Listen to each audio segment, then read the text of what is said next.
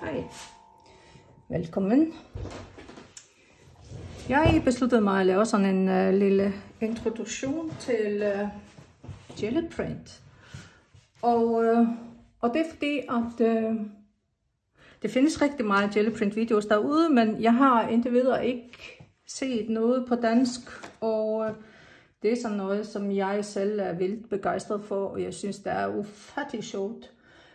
Så jeg vil gerne dele min viden med dig, som ser med og har lyst til at prøve, men har ikke haft mod til at kaste dig ud af det. Jelly Print, det er sådan en monoprint, kalder man det. Det er, hvor man bruger sådan en geléplade. Det kan både være en, man køber, eller en, man laver selv. Så kan man søge på gel plate recipe. Den er på engelsk. Men altså, jeg har prøvet selv at lave en. Den var ikke lige så god, som den købte, så jeg tænker, at det var ikke det værd. Men den her, jeg har købt her, er nok fra Jelly Arts. Det findes to forskellige typer, Jelly Arts og Gel Plate. Begge to er lige gode. Der findes også noget fra Speedball. Den er ikke til akrylmaling. Det er kun de her to, som er til akrylmaling. Som du kan se, så er min plade, den er ret beskidt. Det er fordi, at jeg kan godt lide, at der er noget på, som kommer så på med nye billeder. Så jeg renser den ikke. Hvis jeg vil rense den, så vil jeg enten bruge sådan en lille stykke tape til at bare løfte det, som er. Det er faktisk bedst at bruge pakketape. Jeg kan godt bruge det her. Men det som er egentlig, altså, så kan jeg også tage den og vaske den med ganske almindelig opvaskesæbe og vand.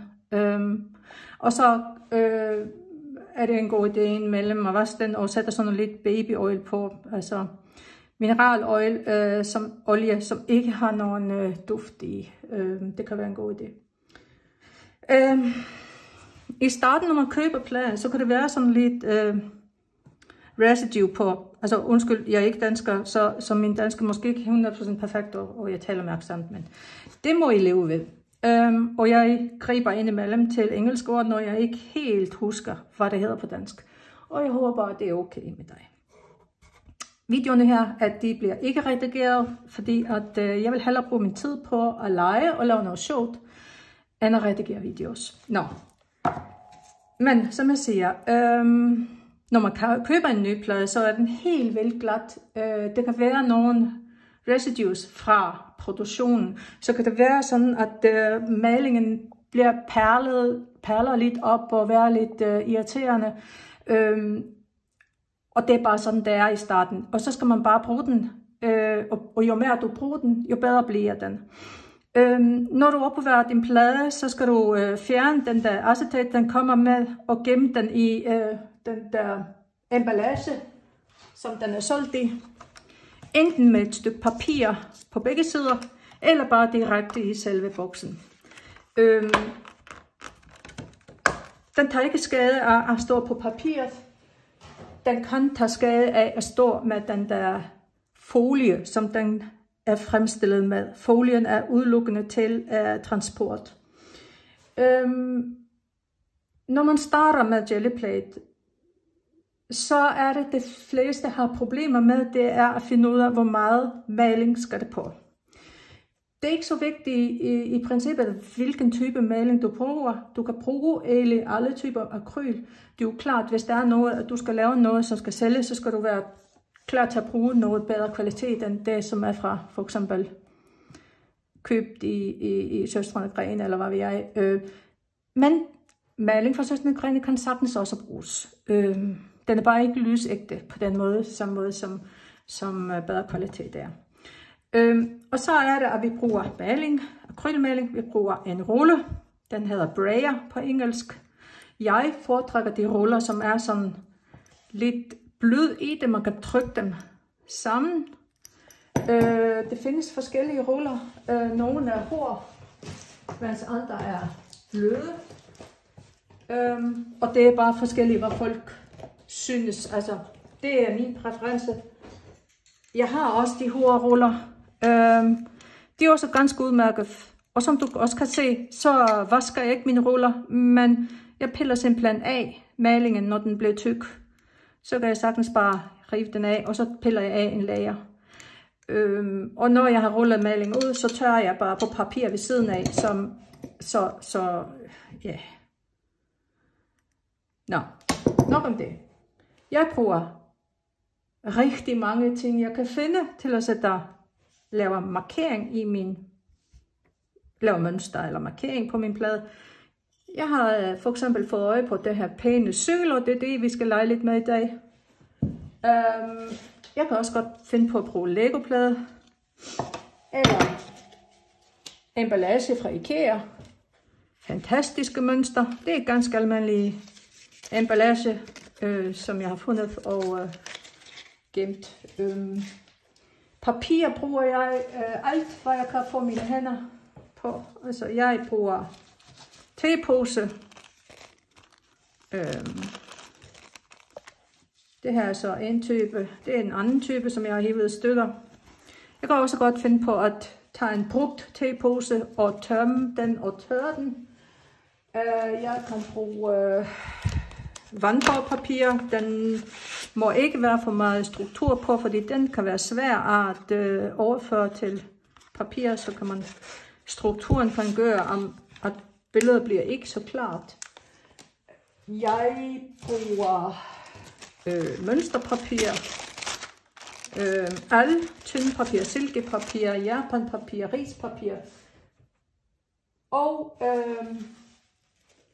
alt papir, som jeg kan bare simpelthen få mine hænder i. Det meste, men og grund til, at jeg bruger så meget tyndpapir, det er fordi, at jeg kan godt lide at lave collage ud af mine prints. Men hvis jeg er i gang med et print, som skal overføres i et helt billede over til papir, så bruger jeg kopipapir, almindelig kopipapir eller tykkere kopipapir. Jeg kan godt bruge farvepapir, både mørkt og løst. Den eneste papir, som jeg har oplevet at kan ødelægge pladen, det er, hvis du bruger papir, som er egnet til at printe billeder på. Det vil sige glosspapir. Den ødelægger pladen, fordi at den hæfter sig simpelthen ved pladen, og du kan ikke få det fra hinanden. Så lad være med at prøve det. Nu er det mange, som har set sådan nogle billedoverførsel, og er ret vildt med det, og vil gerne gå i gang med det, og mange spørger, kan du ikke lære mig det? Og jo, det kan jeg godt, men du skal lige huske på, at det at lave billedoverførsel, det er sådan lidt ligesom at forvente, at en, som ikke kan gå, skal starte med at løbe. Så start med den der basisviden, lær os at sætte maling på, lær hvordan du styrer, hvor meget du skal komme på pladen. Lær hvilken farver fungerer bedst for dig, hvilken rulle fungerer bedst for dig, før du starter med billedoverførsel. Fordi, som jeg siger, vi er nødt til at have fundamentet i orden, før vi fortsætter. Nå, nu skal vi starte. Jeg kommer bare lidt, jeg har her en Amsterdam-maling, og kommer bare lidt på. Og det er bare sådan en lille klat. Jeg løfter rullen, når jeg ruller det ud. Så løfter jeg og ruller. Det er for at få sådan en jævn overflade. Nogle gange så er det sværere end andre, og jeg bruger ikke selv meget tryk på pladen. Når jeg har fået malingen over det hele, så begynder jeg med at lave nogle mønster. Og det gør jeg med forskellige ting, og nu vil jeg gerne bruge den her. Se om det her kan bruges, og det er ikke så nemt, kan jeg se. Men ja, så vil jeg det. Den kan jeg ikke bruge til noget, så jeg finder bare noget andet. Og så laver jeg nogle mønster her. Grunden til, at jeg laver mønster, det er fordi, at så kommer jeg flere lag på pladen af maling. Flere lag af maling. Og når jeg har lavet sådan et mønster, så kommer den næste lag af maling til med at ses igen det her mønster. Og det kan være ret spændende at se. Jeg lader den også tørre helt, før jeg fortsætter.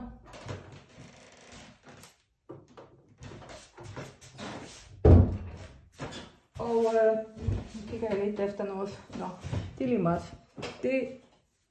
Jeg lader den tørre helt, før jeg fortsætter. Og det er fordi, at hvis jeg går i gang med at rulle ud lige nu, så vil den blive blandet med den næste farve. Og det er ikke så godt. Jeg arbejder meget intuitivt. Det vil sige, jeg har på forhånd hverken besluttet, hvilken farve jeg arbejder med, eller hvad jeg overhovedet har gang i. Altså. Så nu må vi se, om det bliver til noget. For mig er Gelliprint udelukkende måde at lege på. Og jeg synes, det er så sjovt. Nu prøver jeg 2 forskellige gule farver.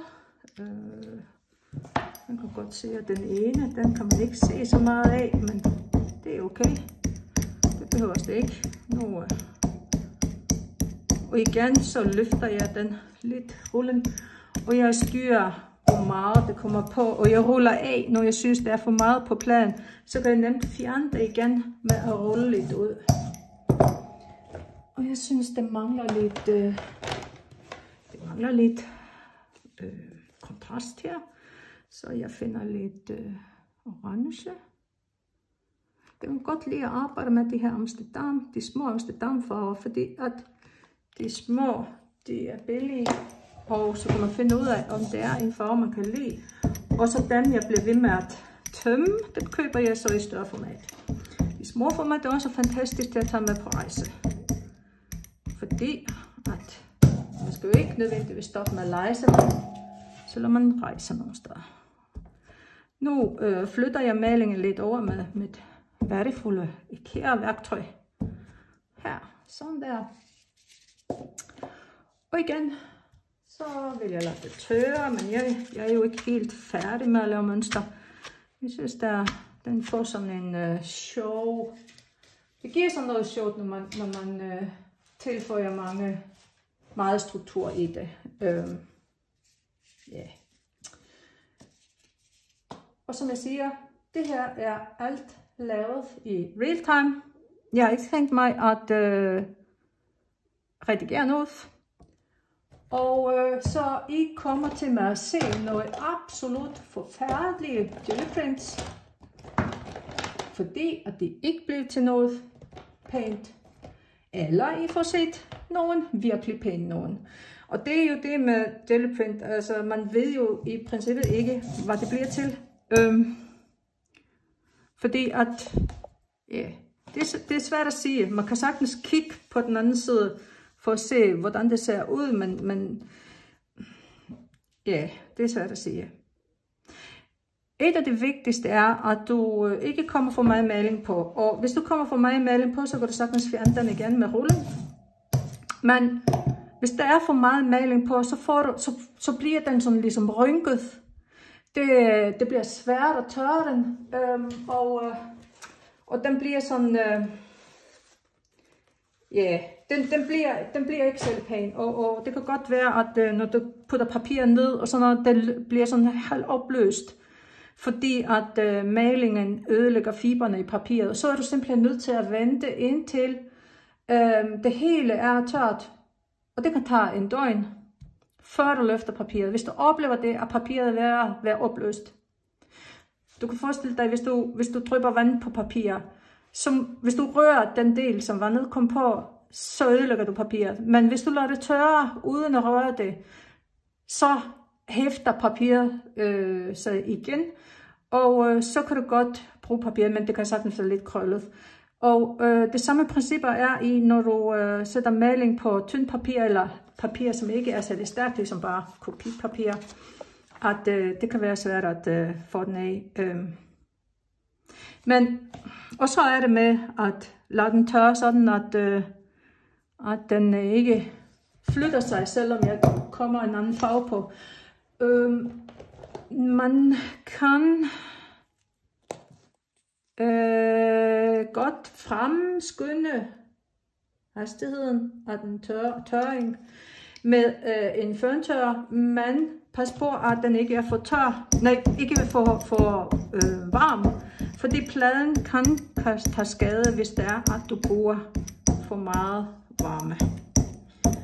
Og nu gider jeg simpelthen ikke vente mere.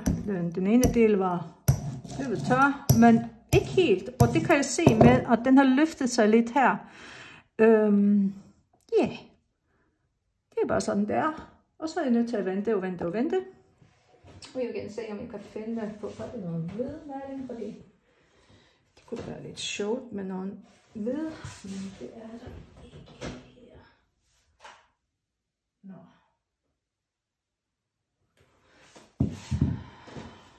Men altså,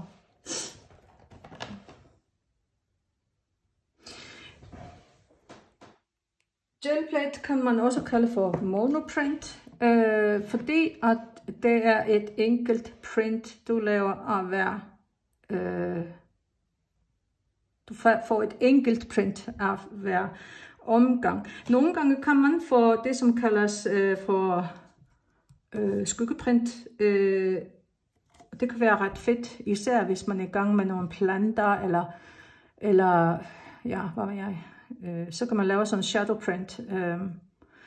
Men i starten er det en god idé bare at rulle maling, bruge nogle objekter, man har fundet frem til at lave mønster, og så fortsætte. Nu skal jeg sætte maling på det hele for at løfte det op, og jeg har tænkt mig, at jeg vil gerne sætte det på tepose, fordi jeg vil gerne lave nogle bogmærker.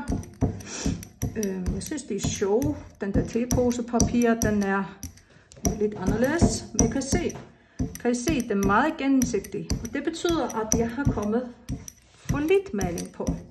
Så jeg putter lidt mere. Jeg skal arbejde lidt hurtigt, fordi at den her maling tør rimelig hurtigt, og jeg kan risikere at ødelægge det, som er under ved at rulle ovenpå det igen. Så nu må jeg se, om det lykkes mig at komme med noget mere. Og det gælder om at få sådan en jævn overflade for at få flot resultat. Men som jeg siger, det ved vi ikke, om det bliver endnu. Men ja. Og det er så en tepose, som jeg tager bare lige, som den kommer i pakken. Jeg har ikke kommet noget på den, og den er stadigvæk dobbelt. Jeg ved ikke, om jeg kommer til med at sætte maling begge sider, men nu må jeg se. Jeg sætter den på, så tager jeg et stykke papir for at så fjerne, eller jeg skal sådan massere malingen ind i min tepose, så bruger jeg et papir ovenpå. Jeg kunne lige så godt bruge en rulle til det her. Det kræver, at jeg har en rulle, som er tør og ren. Jeg bruger ikke den samme rulle, og det er godt at bruge større rulle, hvis man har den. Men det er lige så godt bare at bruge sine egne hænder.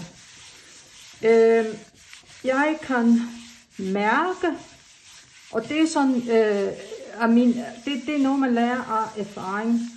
Hvornår er det, at se, nu fjernede jeg det, som var her imellem, og den her papir kan sagtens bruges til noget collage bagefter. Nå, jeg rører ved papiret for at mærke, og hvis det er helt koldt, når jeg rører ved det, så er det fordi, at den er stadigvæk våd. Og jeg venter og lader den tørre lidt længere. Som jeg siger, man kan sagtens fremskynde det med at have en blæser. Jeg har ikke sådan en hårdtør, så jeg gider ikke. Men jeg kan så også godt kigge og se, om den løfter sig, og det gør den. Men ikke helt. Se her. Så den må gerne få lidt længere tid. Og så jeg putter den her på igen og trykker lidt mere på. Hvis man vil være absolut 100% på at løfte det hele af, så er det en god idé at lade den vente nogle minutter. 5-10 minutter. Det har jeg simpelthen ikke tålmodigheden til. Og ofte når jeg laver prints selv, så har jeg gang i flere end en plade ad gangen, fordi at så kan den ene vente, mens den anden bliver gjort klar. Ja. Men nu har jeg ikke mere tålmodighed. Jeg løfter det her. Det kommer ikke det hele kommer ikke af, men det er helt fint. Her er et godt start på et bogmærke, som jeg lægger så til side for at blive tørret. Og igen, jeg aner ikke, hvor den her ender med at blive, men vi fortsætter. Jeg tænker lidt om, altså hvad har jeg på planen i forvejen, og nu vil jeg gerne fortsætte med at printe på det her. Så jeg tænker lidt, du ved, hvad er det, der kan passe til de her farver. Så jeg tænker, jeg fortsætter lidt i de her farver, for at ikke helt arbejde ved siden af. Ja. Jeg siger ofte, det er lidt ligesom, du ved, Forrest Gump sagde, at det er lidt livet som box of chocolates. Du aner ikke, hvad du får. Så kommer Lego herind. Lego er altid godt. Sådan der. Og det kan være... Ja, lad den her vente. Nu lader jeg den tørre en lille smule, før jeg fortsætter med næste farve. Det er en god idé at starte med den lyseste farve og arbejde sig så, eller næst lyseste og arbejde så hen til den mørkere. Og det er fordi, at så forsvinder de ikke helt. Og fordi at den her lag er meget tynd, så kan jeg sagtens starte næste farve. Og det kan være meget forskelligt, hvordan farverne opfører sig alt efter om de er transparente eller helt dækkende. Jeg elsker at arbejde med transparente farver, og hvis det er, at man kun har dækkende farver, så kan man sagtens tilføje noget malemedium til at gøre det mere transparente. Den her, den er virkelig sjov. Den giver flotte resultat. Sådan der. Og så har jeg fundet sådan noget til, det er nok noget til lærer, eller hvad ved jeg. Men jeg bruger simpelthen alt, jeg kan finde til at lave mønster af. Intet er altså frataget. Jeg kan sagtens finde på at bruge hæklede ting, skosåle, ja, hvad skal jeg sige, altså alt, som har mønster, synes jeg simpelthen er spændende til Jelly Print. Jeg siger altid, at man får sådan nye øjne på verden, når man er startet med Jelly Print. Det kan være lidt farligt, fordi lige pludselig håber sig sammen ting og sager, som ikke hører til, ligesom den her hestesko. Den har jeg ikke printet endnu, men tro mig, den bliver vidunderligt smuk, når jeg har gjort det. Det kan være værktøj, det kan være toiletruller, jeans, strikketøj. Ja, yeah. Det er kun din egen fantasi, som sætter grænser. Den der dækkende farve, den er lidt længere om at tørre, så jeg prøver at haste på den her lidt, men ja, så må vi se, hvad det bliver til. Jeg kan virkelig godt lide at komme sådan en streg af noget mørkt eller pop-farve. Hvad kan man kalde det? Farve, som er sådan lidt dominerende. Og ja. Og så er det forskellige, hvordan den bliver modtaget af pladen. Og jeg synes også meget om pink. Jeg har det med, at alt er bedre med lidt pink. Nu kan jeg ikke lige finde den der neon pinke farve, som jeg er lidt vild med, men så må jeg bare nøjes med en anden. Se her. Jeg synes, den giver bare sådan et show. Den er ved at være tør nu. Nu er den der. Ja, den skal jeg nu købe en større bøtte af, fordi at den er brugt ret meget. Nå, lad os se. Der har jeg kommet lidt meget på, men det er okay. Så kommer det bare pink over det hele, fordi at nu kommer jeg alt for meget på. Og så bliver den her tegepose bare en del pink. Så, og jeg vil ikke gå over det hele, så jeg begrænser mig med at gå op til den kant, jeg allerede er kommet til på begge sider. Og så spørger du måske, hvad gør du så med resten? Jamen, den kan jeg jo vælge at bruge til at starte den næste pose. Og det gør jeg så. Jeg har for eksempel en her. Og den kommer så bare sådan der. Og så tager jeg den her og tager resten af. Sådan der. Hvis du er i gang med at arbejde med, at du gerne laver, lad os sige, at du gerne laver en collage på papir, et stykke papir, eller på vandfarvepapir, eller lærred, så er det en god idé at starte kun med måske 2 farver, og så sort-hvid, hvor du blander selv de farver, du vil lave papir. Så er det, at du går i gang med at lave det, vi kalder bare baggrundspapir, og, eller collagepapir. Og så når du bruger begrænsede farver, så er du mere sikker på, at du har sådan nogle farver, der harmoniserer, eller hedder det, harmonerer med hinanden, som er i harmoni med hinanden. Altså, I må jo gerne kommentere og rette på min dansk. Det er det bare godt. Det er folk ikke alt for dygtige til, men og nogle gange bruger jeg ord, som betyder det helt andet på islandsk, fordi at vi har nogle fælles ord på islandsk, men betydningen har flyttet sig. Så sådan er det. Nå, nu er jeg kommet hertil. Når den her er tør, så kommer jeg til med at arbejde videre på den. Sandsynligvis ikke med jelly print, men jeg vil nok måske stemple på den, eller bruge stencils.